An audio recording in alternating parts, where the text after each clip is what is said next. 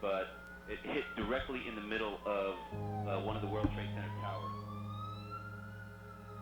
It is, and as I'm sure you can see, there's a ton of smoke coming out right now. I'm just guessing the fire seems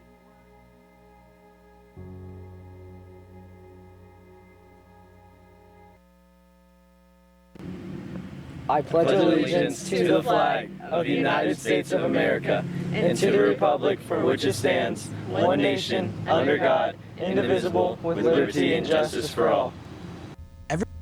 Good morning, Lake Brantley. Today is September 11th, 2020. I'm Dylan. And I'm Cade, and this is the morning show. Anybody interested in getting a yearbook? If you are, yearbooks are currently on sale for $75. Get them now before prices increase on September 25th. You can check your eCampus page for the website to purchase your yearbook. Attention all seniors. If you need your formal senior photos taken, Dean Stewart Photography is still your guy. Your photos must be taken with him. Just remember that the deadline to take your formal senior photos is September 13th. Need a senior recognition ad? Just check your eCampus to purchase. Remember, it's first come, first serve, so act quick. Attention all underclassmen. Your photos will be taken on Monday, September 14th, and Tuesday, September 15th. All photos will be taken during your English period in the community room. If you don't have an English class on campus, should you worry? No, don't worry. You will be contacted with instructions on when to go to the community room to get your pictures taken. If you don't like your picture for whatever reason, don't even worry. You can get your pictures retaken on October 29th. You will receive a time and instructions. Another great option is to go to Dean Stewart Photography and get your picture taken there. Keep in mind that your studio option photos will cost $13 more. Do you want to appear in the yearbook more this year? Yes, I do. Well, we encourage you, the students, to help build the yearbook. We want to document the school year's best stories whether you are in school or not. Got anything to submit? Check eCampus for more info. Hey Cade, we had some sports last night. No way, Dylan, that's great. Who played? Well, the girls' volleyball team improved their record to 2-0 with a 3-0 sweep of Seminole. Wow, great job, volleyball team. In other news, hey class of 2023, Tuesday, September 15th is Spirit Night. Go to Chipotle in Apopka from 5 p.m. to 9 p.m. and let them know you're there for the Lake Brantley class of 2023 fundraiser. Well, that's all the news for today. Remember that next week is Spirit Week. Monday is Blackout Day, so make sure you show your patriot pride by wearing all black. To close the show, today is a very important day in American history. We remember the tragic events that occurred on September 11th, 2001. Here's a factual representation on what occurred on that day. Have a great weekend, Lake Brantley.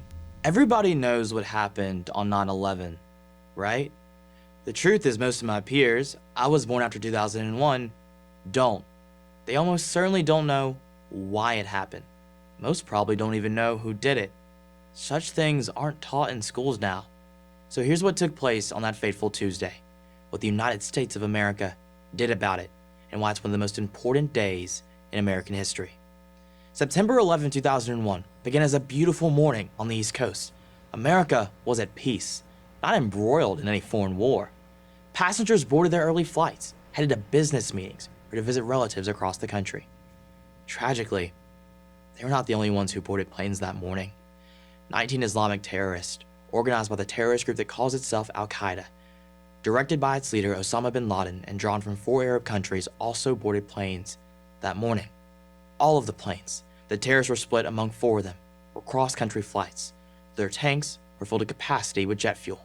Within an hour after takeoff, these 19 terrorists would hijack the planes, brutally murder defenseless stewardesses and pilots, and kill 3,000 innocent people.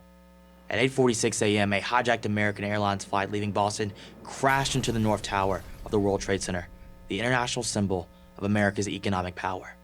17 minutes later, a second hijacked plane, also departing from Boston, crashed into the World Trade Center's South Tower. The 2 planes, spewing their jet fuel, ignited fires that burned hot enough to compromise the building's structural integrity. Hundreds of New York firefighters and police officers raced up the towers to rescue the victims. Quite suddenly, the buildings collapsed, killing 343 firefighters, 60 police officers, and thousands of trapped office workers. A third hijacked plane, leaving Washington's Dulles Airport, crashed into the Pentagon, the headquarters of the U.S. military. 125 Pentagon workers were killed. The passengers of a fourth hijacked plane, this one leaving Newark International Airport shortly after the others, had just enough time to learn, via their cell phones, of the other attacks. Those on board decided that the nightmare would stop with them. Unarmed, with no hope of survival, they fought the terrorists, crashing the plane in an empty field in Pennsylvania. They gave their lives so that more Americans would not die. We learned later that this plane, United Airlines Flight 93, had been heading for either the White House or U.S. Capitol.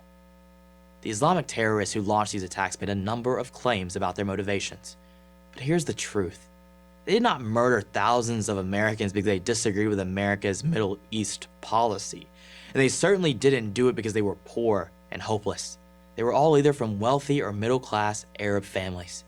They attacked America because they despised its values, most especially its freedom and tolerance. The United States, as the guardian of freedom in the West, had to be brought down. This attack would start that process. It would show the world that America was weak, that America lacked the will to safeguard its liberties and people. Bin Laden called America a paper tiger.